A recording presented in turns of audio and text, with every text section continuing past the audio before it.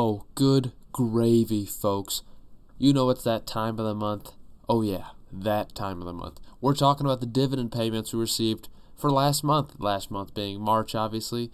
Obviously, if you haven't followed this series we have rolling on, we'll be putting this in a playlist and basically transparently showing you every single dividend we get paid every single month.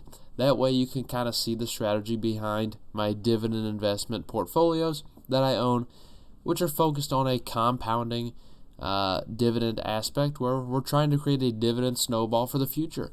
And it's really working so far, and you can see that we've got a dividend tracking spreadsheet we'll show at the very end of this. But for now, we're going to get started on what we got paid this month, and then I'll show you kind of what the trends look like, and that way you can actually see for your own dang eyes how this thing's going. I have to preface this by saying this was the biggest month in the history of this portfolio by a long shot. Massive month for us in dividend payments. Milestones. We're excited about it, okay? We're excited. Over the last month, the portfolio did see some good capital appreciation as well, up $1,357 too, so we're going to accept that at 3%. So we're going to accept that. But for now, let's get into these dividends. Now, Robinhood did a little bit of a boo-boo, okay? And why do I say that? Well, when you go into dividends, if you wouldn't believe it, guess what doesn't show up? My older dividends. Come on, Robinhood. Let's get it together, folks. So if I go into orders here, you can at least see that way. We can differentiate between the actual purchases and the dividend amounts because obviously I don't buy anything in anything with cents anymore. Now I entirely buy based on really just straight dollar amounts. I don't buy shares. I buy dollar nowadays. Also quite sick, so I apologize if you're hearing any congestion. We fight through things, okay? We're starting very first of the month in March. That's right. What are we doing in March?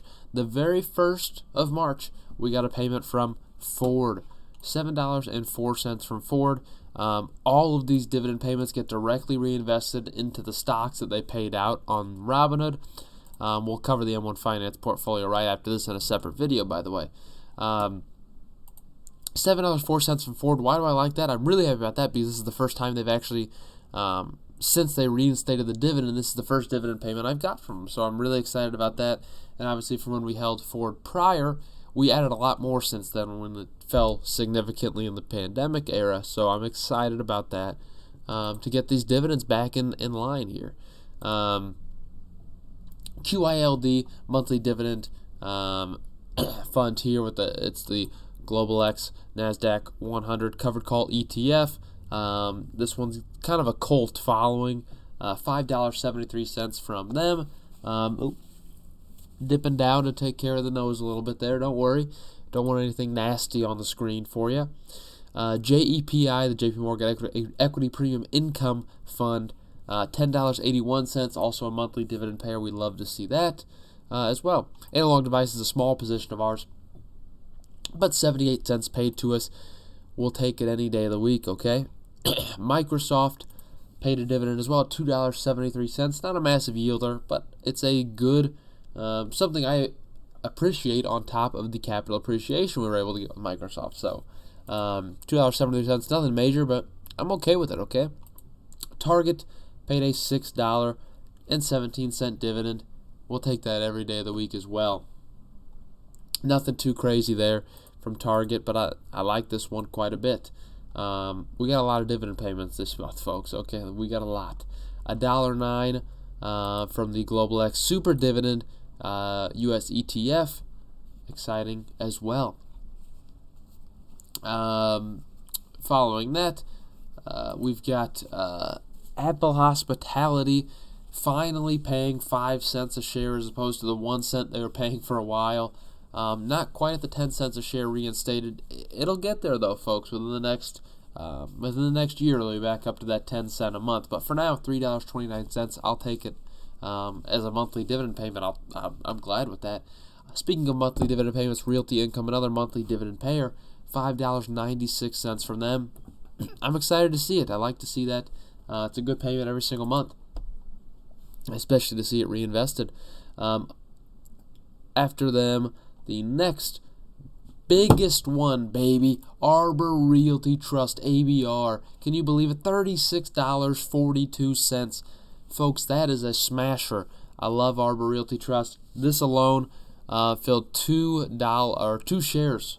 It purchased 2 extra shares just from the dividend alone. That is the power of the dividend snowball, folks, because that's going to earn me another 2 dividends, or another 2 shares worth of dividends. It's beautiful stuff, which earns me another. I mean, it just keeps adding up, folks. That's what you got to be on the lookout for. But that's a massive payment for us, our largest one to date.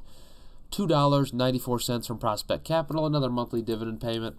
Like to see that one for sure.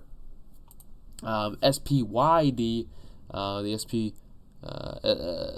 SPDR portfolio, S&P 500 high dividend ETF, $6.32. SPYG, also another spider fund, 53 cents from them. Nothing crazy there. Home Depot paid $1.97. I really only have 1 share of that, so nothing crazy there. But we'll take the payment any day of the week. The Credit Suisse, X-Links crude oil shares covered call ETN, otherwise known as USOI, $6.30 from them.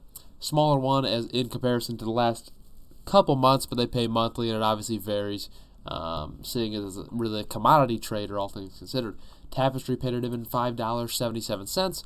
Love that one as well. $13.98 from SCHD, one of the best performing, really the best performing high dividend fund out there is SCHD. They've been great in not only beating the market, but presenting a really nice dividend yield as well. QYLD,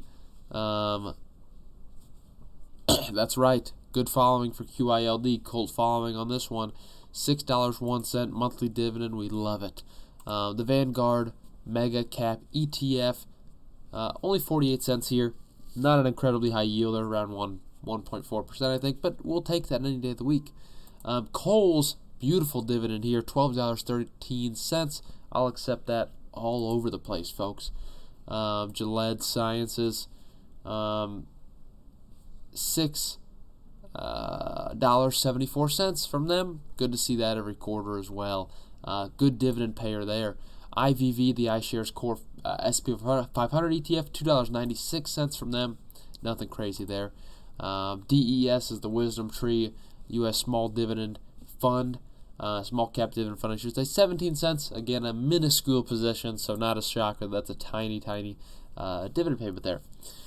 Then for our other monthly dividend payers here, love these monthly dividend funds here. We have first SPHD, $1.46. Love to see that one. KBWD, very high yielding ETF, $8.55. Paid monthly, obviously, reinvest for 0.4 shares. And then KBWY with $5.29, another monthly dividend, love it. Following that, Garmin was our last payment of the month with 69 cents. There's no other way to end it, folks. The best dividend amount I could really imagine. So it's beautiful stuff to see. That is all of our dividends for the month. I hope you're excited. Let's get to the dividend tracker and show you what exactly happened here. So look at this, folks. Our biggest month by far, $162.29. Look, that's just far above anything we've previously seen. And again, that's because we've added a lot more to this portfolio in the past, really just this past month alone. We've added several thousands of dollars into this portfolio to the tune of, it's got to be around $5,000. So that's why you see this big jump. But still, you can see the trend, and it's a nice trend, okay? This is a beautiful trend line. Yeah, I mean, it shows you a continuous growth, and I love to see that. And really, it's a point where it's getting to an exponential growth, so I like to see that as well. So that is where we stack with the Robinhood portfolio. If you're looking at all-time for our Robinhood account, it is sitting in an all-time gains here. It's actually not on the chart for some reason. That's pretty rude.